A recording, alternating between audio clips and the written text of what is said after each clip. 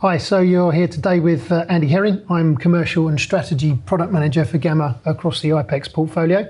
I'm here with Ed Savory. Ed? I'm Ed Savory, Channel Head for the South East. And welcome on what is an unusually very cold room, considering we're currently sitting here in the middle of, 34 degrees heat today? 34, 35 in London today. Crazy. Dedication. Crazy country. So, PCI, where do we start? Big topic, PCI. I think one of the big things that struck me when I was doing some preparation for this was the value attributed to credit card fraud in the UK. Yeah. In the last year, it peaked over 572 million. Yeah. That's exceptional. And that's an interesting point for us to start on, really. I think when you consider first stat you've come out with, I guess the obvious question is, but why is that important? How's that relevant to the conversation we're having here around PCI? One thing I think we should say is PCI, there's a lot of customers that are doing this already or doing a version of this, and they might not know it as PCI. So we should probably talk about what it is, what it entails. Yeah, and I think that's a key point for me. I think the fact that we, for so long, have had PCI, as a product, as a service, people talking about PCI. I think it's easy sometimes, isn't it, to get, you spin your wheels almost thinking about the sort of the fear aspect of PCI. You get these massive fines, and I think the reality is a little bit different, particularly if you look at the market that we play in more regularly, which is the sort of S part of the SMB. I don't know if you find this, but as soon as I talk to customers, it seems to be more, they're not really that scared by the scariness. No. It's the whole pause and resume approach, which we know categorically is not PCI compliant, but it's almost about approaching it slightly differently, isn't it, to those customers? Is the fear aspect that important? Probably not. It's more about what you were saying, the card fraud, right? And what was one of the things we were looking at? It's the chargebacks. Yeah. So chargebacks happen, I guess, when you have a transaction that's questioned by the person who owns the card. So whether it's potential fraud, whether it's an order they've placed where they think they've been charged the wrong amount, they will make that query with their bank or their merchant provider, and it triggers a whole process of chargebacks where ultimately, I guess, the customer at that point is looking to have the transaction refunded. And that could be, over the phone, somebody's taken the wrong amount, they've ordered the wrong amount of something. I guess the person might not remember placing the order, but also you've then got the potential thing that it is actually fraud as well.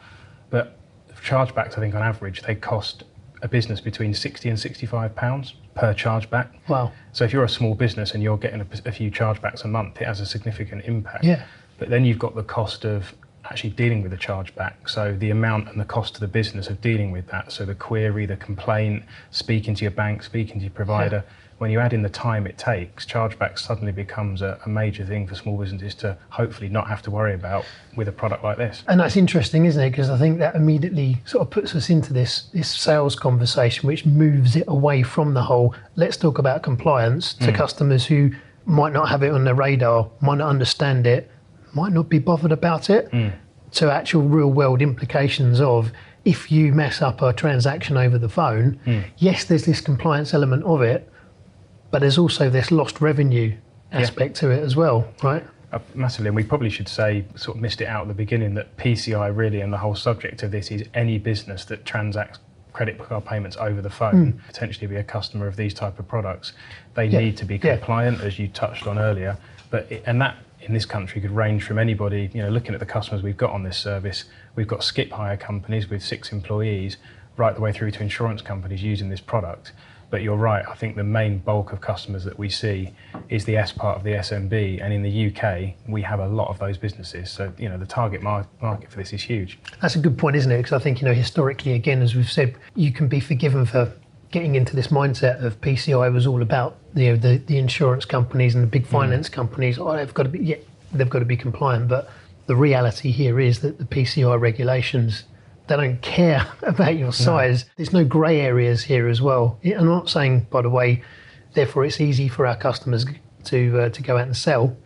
But with something like PCI, where it's black and white, having that conversation, if you're talking to a customer, whether it's a 2-user florist in the high street, through to those big companies, that compliance, it doesn't care, right? No, and arguably the impact of chargebacks and everything else we've spoken about it's going to have more impact on your 2-3 user florists than it is on your large corporations. Well, yeah, exactly, because it's, revenue's the lifeblood of any business, right? But relatively speaking, getting that chargeback and losing that deal, that sale, is incrementally much bigger of an impact to those businesses.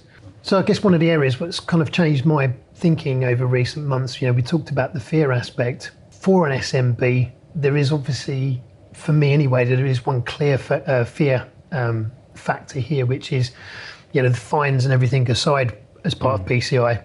And I didn't know this until not that long ago, in terms of diving into the regulations, but you can actually lose your merchant services, right, as part of the whole PCI fines and there probably is no bigger impact to a small business than being unable to take those payments. So that ultimately is probably, and we said about not instilling the fear factor, but that's probably the main reason why they should consider this. Set the scene here, in terms of talking about the card fraud value and the chargebacks, and we've sort of started touching on it, but where would we see that the real key markets? Because as I said, I think we recognise, if you look at across the products in our UCAS portfolio, there's a heavy amount of the sales in terms of percentage that is in that SSM part of SMB.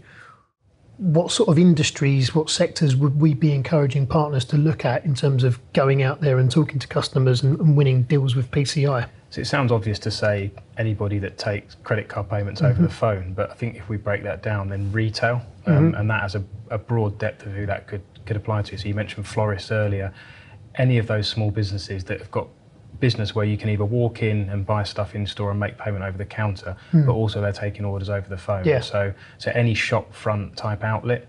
And we mentioned things like skip hire, where you've got people that are ordering services over the phone to then take a delivery of an item or a service a few days down the line. And again, that's a huge area of businesses that could apply to. Hospitality.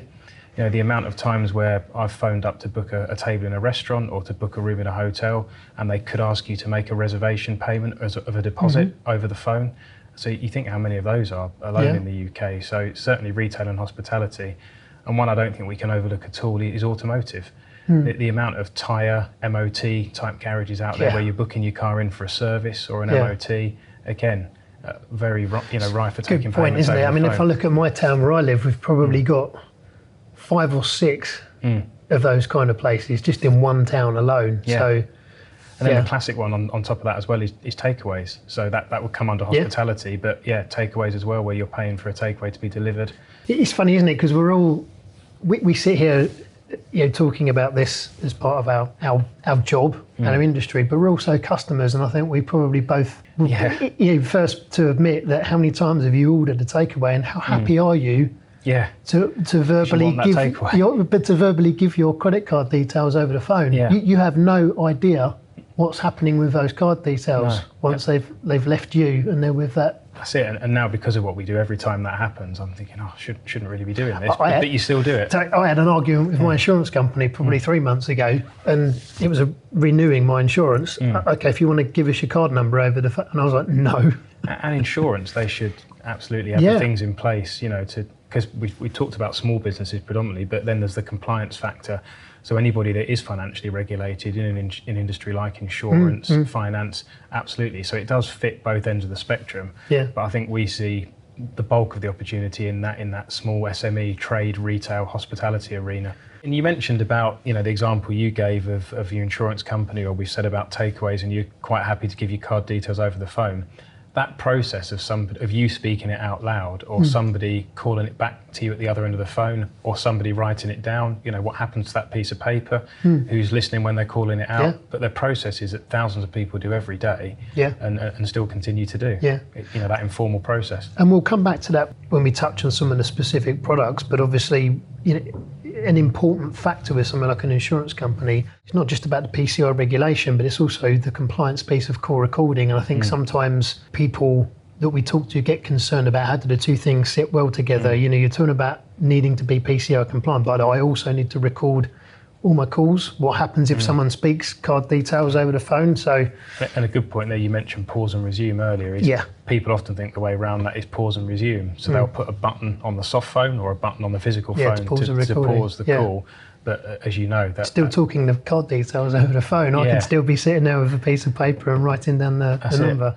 Good point there is that I think to keep in mind that this isn't just the remit of the big finance organisations, insurance companies.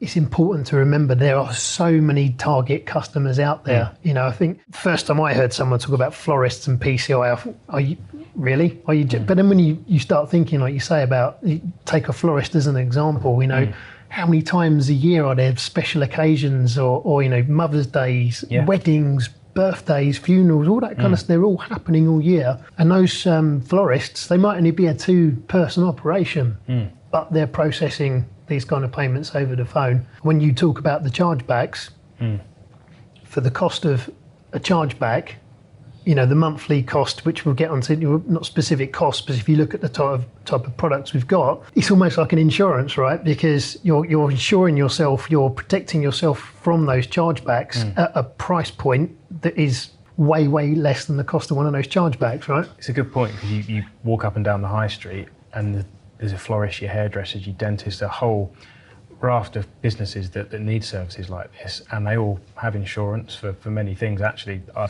quite like this as a way of describing it. It is insurance to protect them from chargebacks, to protect them from fraud, to make them compliant, and ultimately take away the risk for a really manageable fixed fee, as we'll get onto. Yeah, no, exactly. So I guess the sort of logical point to get to for me next, so we've done the intro, we've talked about the sort of overall, you know, the fines, the chargebacks, all that kind of stuff. We've talked about the types of markets out there, the different sectors. So from our point of view, if we're talking to a partner of ours, what would we consider to be like quick wins for the partner, but maybe also considering it from a customer's perspective? What are the sort of key quick wins here? I think from a customer point of view, it's making something simple, secure, making sure their staff never have to handle card details over the phone, so it's not even a conversation, and then there's less stress down the line, because they know then there isn't going to be fraud, there isn't going to be chargebacks. So I think for the customer, it's simple, compliant, stress-free, meaning they don't have to worry, kind of like insurance that you said earlier. I think for partners, it's positioning them as a trusted advisor. So if they can be seen as, rather than going in and talking about cost savings or other things, position themselves as we understand your business, we understand the sector you're in, how important merchant services are to you. We're advising you as a trusted advisor that this will make your solution more compliant, it will make you more, it will eliminate the risks for you as a business.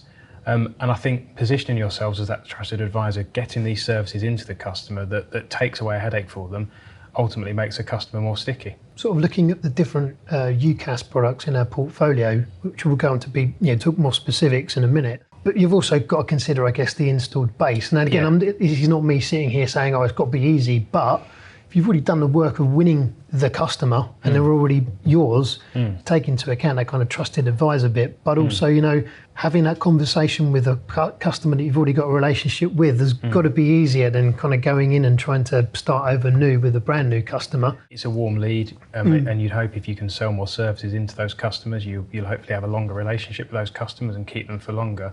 And again, positions you as somebody who's been proactive, looking at their business, looking at how they can improve things beyond just the first sale and never seeing them again.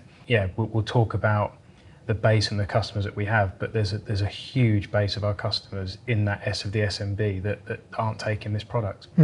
I feel like we've had a nice kind of flow there through setting the scene, talking about the opportunity, different sectors, and some good points there about quick wins. So if you had to sum this up, if you had to give your closing thoughts on the PCI opportunity for our partners, what would your one closing thought be that you'd leave them with? I think there's a couple. There's the closing. You can only have one. One for the customer. You can have two. One for the customer and one for our partners. I think for the customer, it's making sure that PCI is not a compliance burden, that it's a practical improvement to how they do things today, reducing risk, better experience for their customers that are ordering services from them and making payment, and it's sort of adding to hopefully the services they've already got with that partner.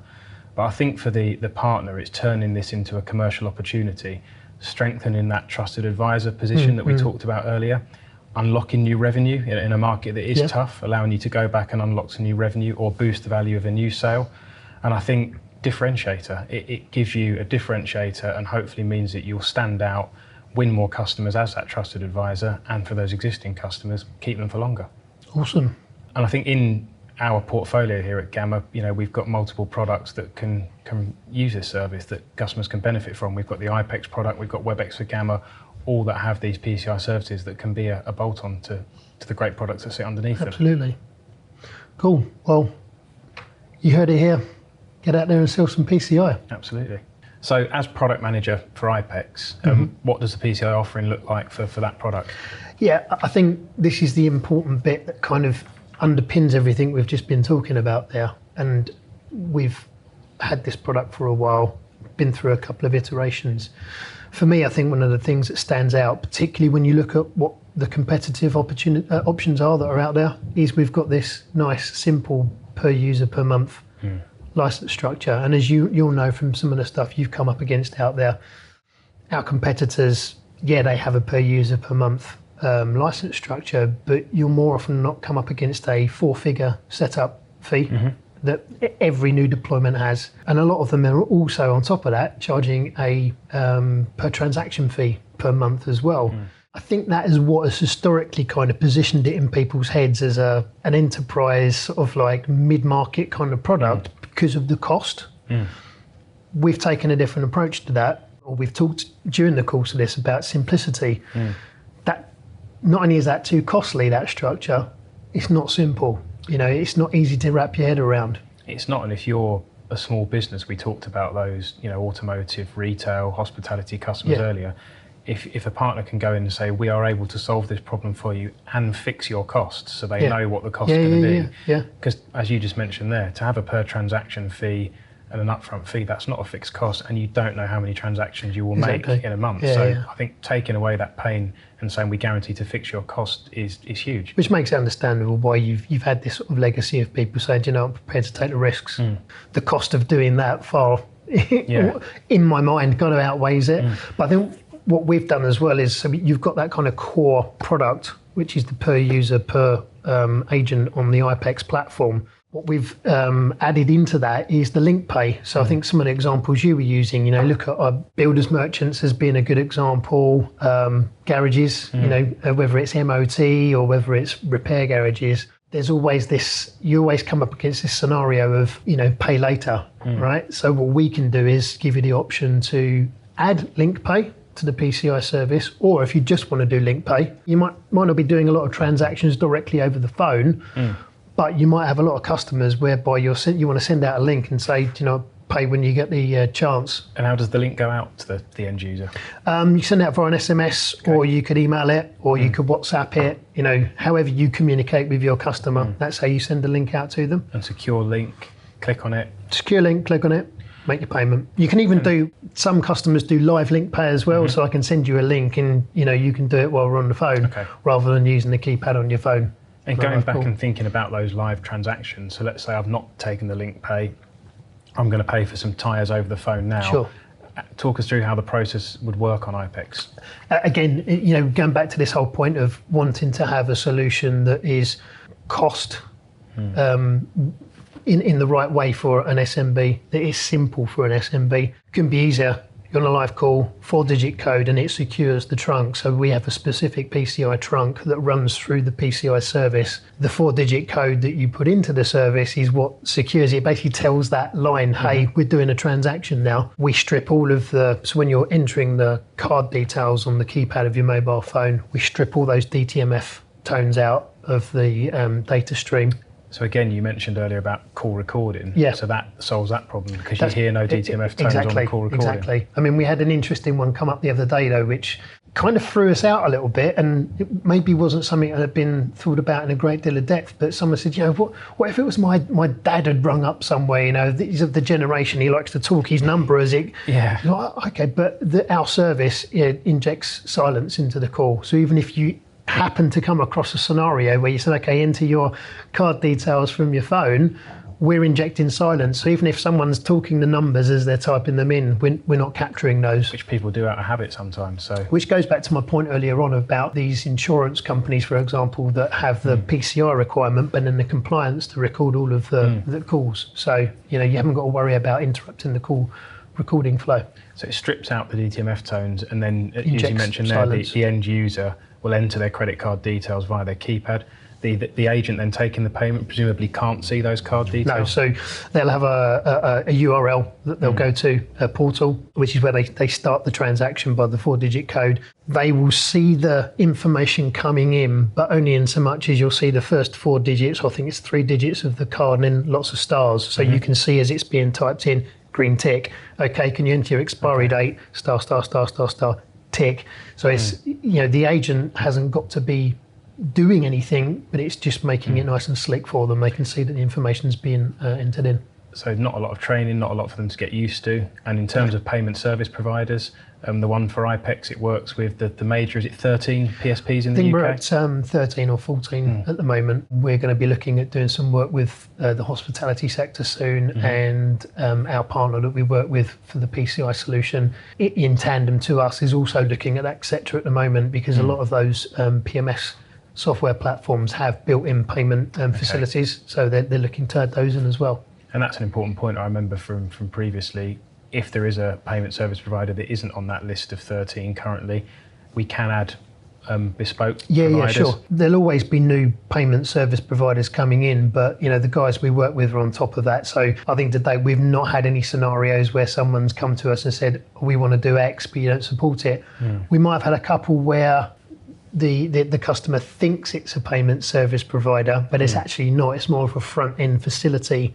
On somebody turns out that the back end is still a supported element of what we do. So and the guys who work with are super agile with the way they can turn things around for us. So to summarise, I think what you said for iPECS is it's really, really easy to roll out. We can fix the customer or the end user's costs. There's no sort of hidden charges, so they can be confident there. Easy to use, no great training that they're going to have to rely on to roll these services out.